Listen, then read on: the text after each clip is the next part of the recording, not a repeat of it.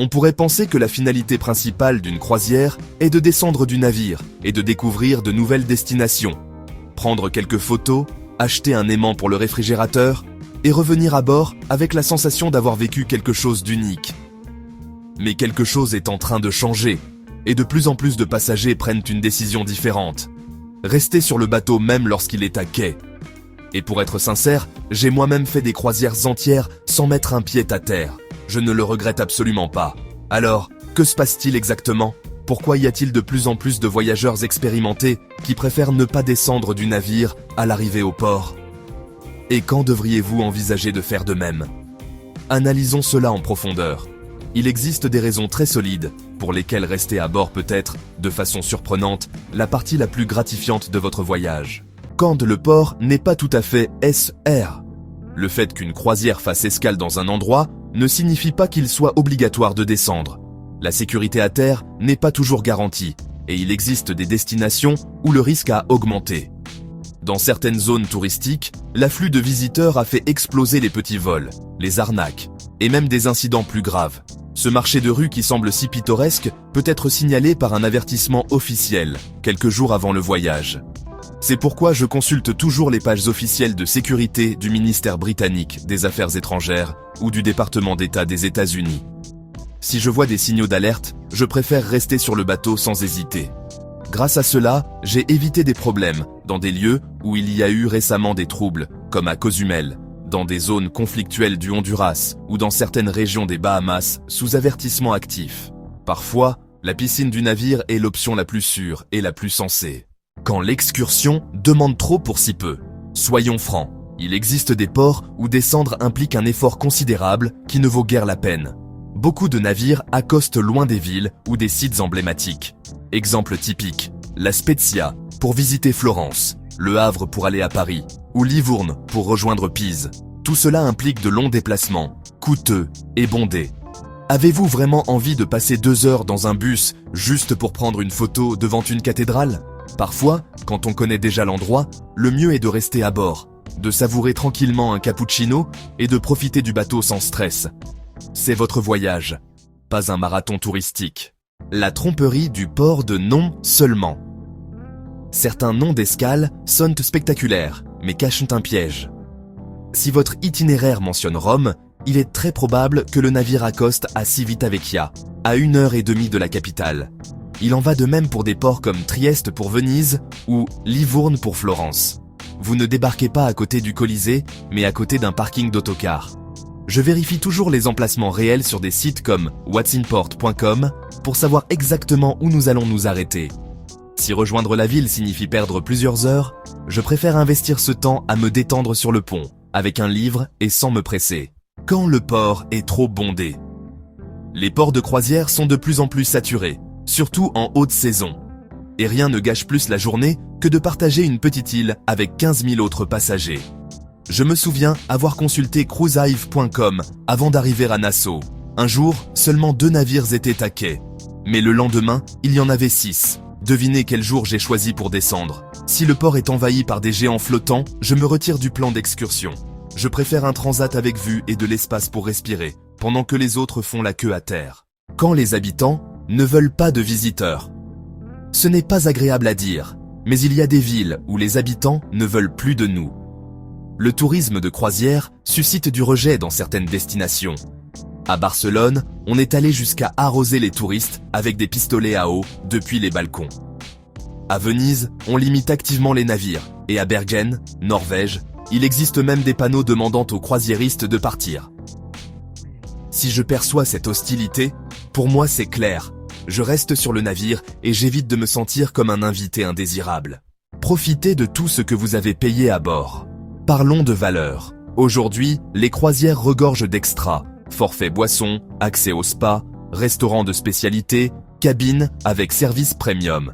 Et si vous avez payé des centaines d'euros pour tout cela, est-ce vraiment logique de passer la journée à terre ? J'ai eu accès à des espaces thermaux tous les jours. J'ai mangé sans faire la queue au buffet. Et j'ai pu profiter d'une meilleure cabine pour beaucoup moins d'argent, uniquement parce que la majorité descendait. Parfois, rester à bord donne l'impression d'avoir le navire entier rien que pour soi. Forfait boisson. Utilisez-les ou vous les perdez. Il y a une réalité que beaucoup de gens ignorent. Les forfaits boissons ne fonctionnent pas en dehors du navire. Donc, si vous avez payé 80 € par jour pour le bar à volonté et que vous passez 8 heures à terre, cet argent s'évapore. Et il n'est pas nécessaire d'être un grand buveur. Cela vaut aussi pour les cafés, les sodas ou les cocktails sans alcool. Ils sont inclus dans votre forfait, mais uniquement à bord. Si vous voulez savourer des bières fraîches ou un café au lait sans vous soucier de dépenser plus, rester sur le navire est l'option la plus rentable. Un dole Wi-Fi plus rapide et sans stress. Le Wi-Fi sur les croisières s'est beaucoup amélioré, surtout grâce à des solutions comme Starlink. Mais il y a un détail qui fait toute la différence. Quand tout le monde est à terre, la connexion devient fulgurante. C'est le moment idéal pour répondre aux courriels, publier des photos ou enfin terminer cette série commencée il y a 1 an. Parfois, la connexion du navire un jour d'escale est meilleure que celle de n'importe quel café avec Wi-Fi sur la terre ferme. Des réductions qui n'existent que quand le navire est vide. Le spa vous intéresse mais vous le trouvez trop cher? Essayez-le un jour d'escale. Massage, soins du visage, enveloppement. Ils sont souvent proposés avec une réduction de 20 à 30% lorsque tout le monde est parti en excursion. Il en va de même pour les restaurants de spécialité. Sur certains navires, le déjeuner dans un steakhouse peut coûter moitié moins, sans avoir à se battre pour une réservation. Rester à bord n'est pas seulement luxueux, cela peut aussi être plus économique si vous savez quand le faire. Quand le navire est la véritable destination. Certains bateaux sont de véritables resorts flottants. Des exemples comme le Symphony of the Sea ou le Norwegian Viva regorgent d'attractions. Toboggans, aquatiques, cartes, jeux, spectacles, goûters, quiz. Et il est presque impossible de tout apprécier pendant les journées de navigation. C'est pourquoi, quand le navire est à quai, je préfère parfois rester et profiter de toutes ces merveilles sans file d'attente ni cohue. C'est comme passer une journée entière dans un resort exclusif, mais sans le stress de devoir courir voir des monuments. Buanderie, tranquille et sans file d'attente. Cela peut sembler étrange, mais vous savez que vous êtes devenu un croisiériste expérimenté lorsque trouver une machine à laver libre ressemble à un luxe. Et la vérité, c'est que les jours d'escale, les buanderies sont vides. Pas d'attente, pas de sèche-linge occupé. Et parfois même, un fer à repasser qui fonctionne. J'emporte un livre, je lance une lessive et je profite de ce moment, comme si j'étais dans un spa personnel. De plus, certaines compagnies proposent des promotions à mi-parcours. Laver, repasser et plier pour moins cher que chez soi. Lors d'une croisière, j'ai fait laver tous mes vêtements et ils m'ont été rendus pliés avec une précision que je n'atteindrai jamais moi-même. Oui, parfois, je reste à bord uniquement pour faire la lessive, comme un véritable privilégié. Le spa pour adultes, presque vide et à prix réduit. Les spas des croisières ne sont pas réservés uniquement aux riches. En réalité, ils cachent l'un des secrets les mieux gardés du navire, les réductions des jours d'escale.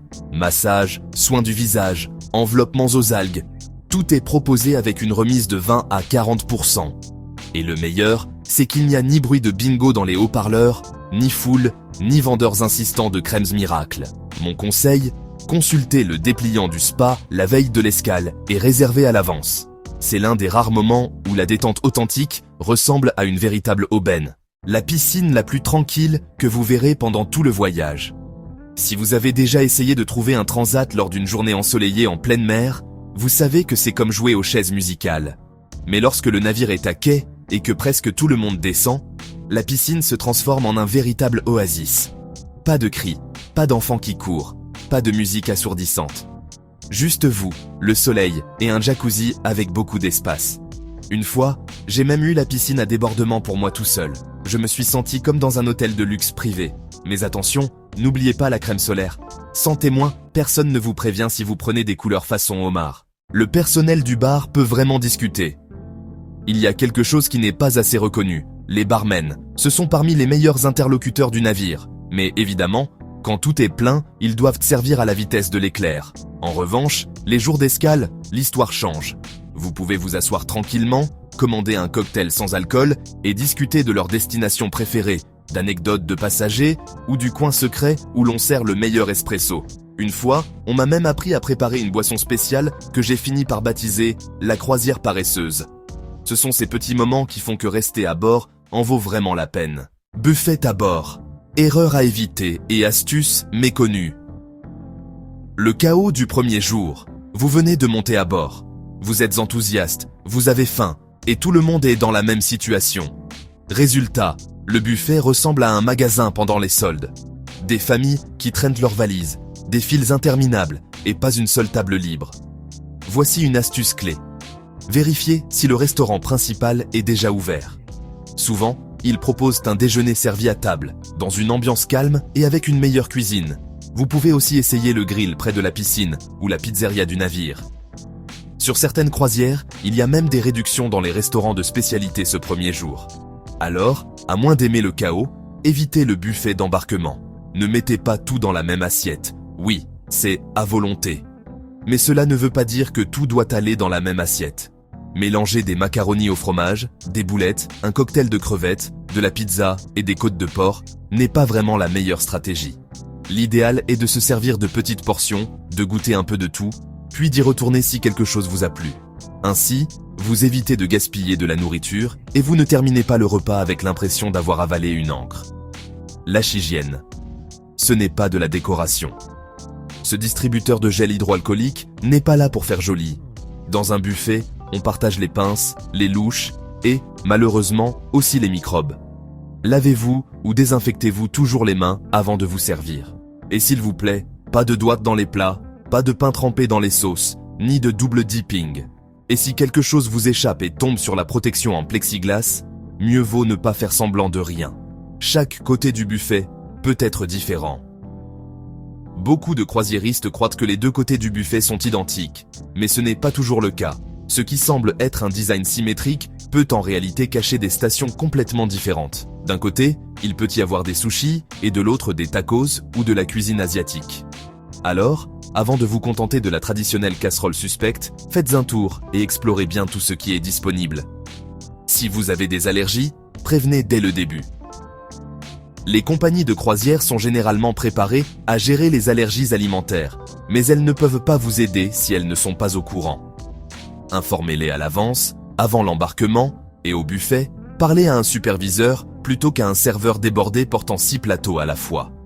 La contamination croisée est bien réelle, surtout dans les buffets où les ustensiles sont partagés. Mieux vaut prévenir que de finir à l'infirmerie du navire. Il y a des options saines, si vous les cherchez. Oui, il y a du bacon et des pâtisseries, mais vous pouvez aussi trouver des légumes grillés, des desserts sans sucre ou des salades avec plus que de la laitue iceberg. Il n'est pas nécessaire de manger léger pendant tout le voyage, vous êtes en vacances. Mais si vous voulez éviter de passer aux pantalons élastiques dès le 4e jour, l'équilibre est votre allié. Rappel de bonnes manières, que tout le monde devrait te lire.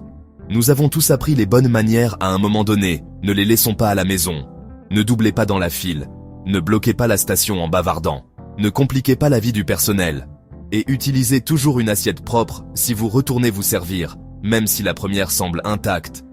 Ce n'est pas un barbecue dans votre jardin, vous partagez l'espace avec 3000 personnes. Et si vous voyez des gens tourner en rond à la recherche d'une place pour s'asseoir, c'est peut-être le moment de terminer votre repas. Évitez les heures de pointe. Le buffet se remplit comme la porte d'embarquement d'un vol retardé. Mangez un peu plus tôt ou un peu plus tard. Déjeuner à 11h30, c'est la tranquillité absolue. À 12h, c'est la folie totale. Pour le dîner, c'est la même chose. 17h30 ou 20h sont des horaires plus calmes que 18h45, quand tout le monde descend en même temps. Prenez d'abord votre boisson, une erreur courante. Vous vous servez une assiette parfaite, vous trouvez une table, et vous réalisez que vous avez la bouche plus sèche que le désert. Et maintenant, il faut faire la marche de la honte, avec l'assiette pleine, pour aller chercher de la limonade. Solution, prenez d'abord votre boisson. Que ce soit de l'eau, du thé glacé ou du café, servez-vous avant de remplir votre assiette. Un repas sans boisson, c'est comme une croisière sans petit animal en serviette. Possible, mais décevant. N'utilisez pas votre téléphone comme réservation, vous voulez retourner vous resservir, mais vous ne voulez pas perdre votre place. Alors vous laissez votre téléphone, vos lunettes de soleil, votre livre, votre tablette.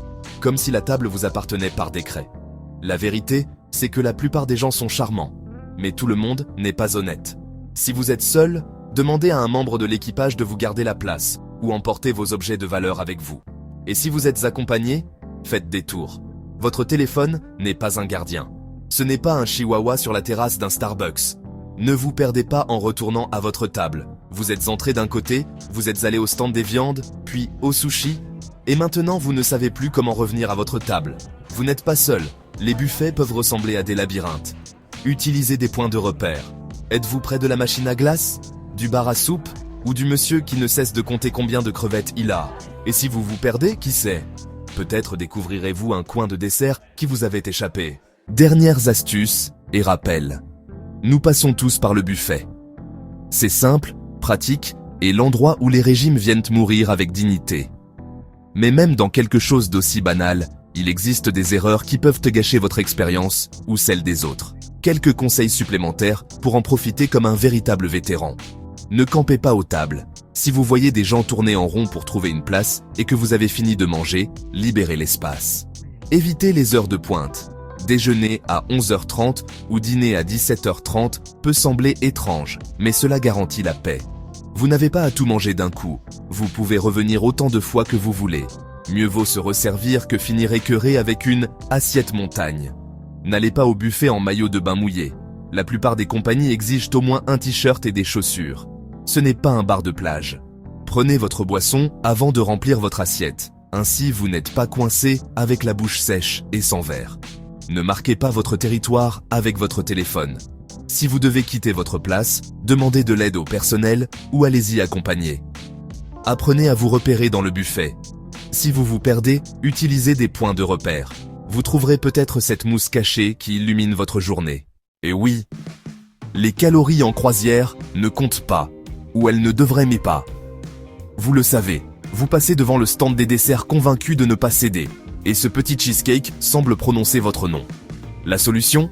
Prenez-le. Dans le pire des cas, vous ne le terminez pas. Dans le meilleur, vous découvrez votre nouvelle douceur préférée.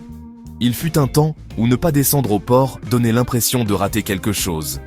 Aujourd'hui, pour beaucoup d'entre nous, c'est exactement l'inverse. Quand la ville est pleine, le navire est vide. Quand les excursions sont hors de prix, la terrasse est libre. Et quand les autres courent avec leurs bracelets, leurs cartes et sous la chaleur, moi je prends un autre café en regardant passer les vagues. Si tout cela vous a semblé utile, n'oubliez pas de laisser un j'aime, de vous abonner et de jeter un œil à mes autres vidéos. Débarquez intelligemment. Bonne croisière. Et n'oubliez pas la carte d'accès à votre cabine.